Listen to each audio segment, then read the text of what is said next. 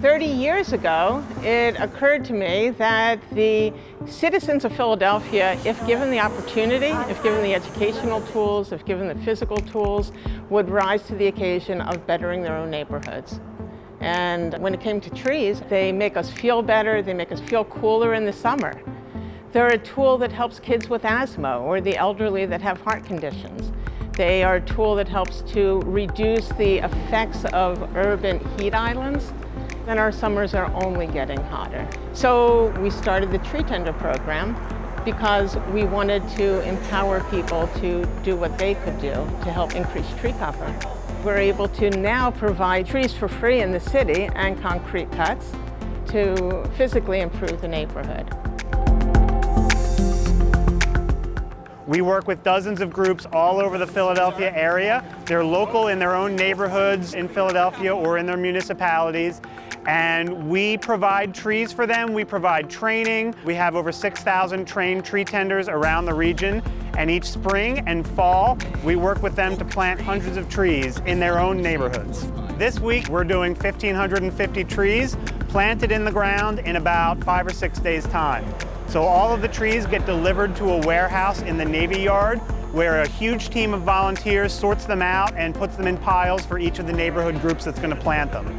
Then those groups come, they pick up their trees, bring them back to their neighborhoods, and get them in the ground using local volunteers. Today we're in Stinger Park in Grays Ferry, and our Grays Ferry Tree Tender group has found sites for, I think, about 30 or 40 trees all around the neighborhood, including 6 here in the park.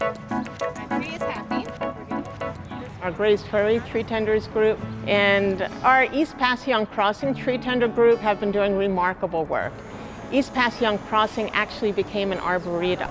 That's something that's available to other communities if you plant the right trees, if you have diversity of trees, and provide programming. East Passyunk Crossing Tree Tenders is located in South Philly. A couple years ago, we were at the Navy Yard, which is a level 1 arboretum through ArbNet, which is an international association. We learned that we could apply and become an arboretum. So we did that in 2020. We started with a list of 25 trees. We came up with an arboretum plan.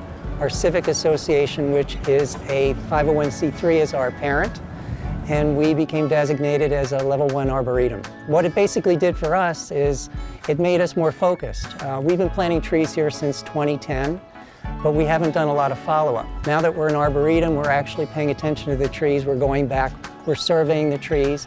We've started a pruning club.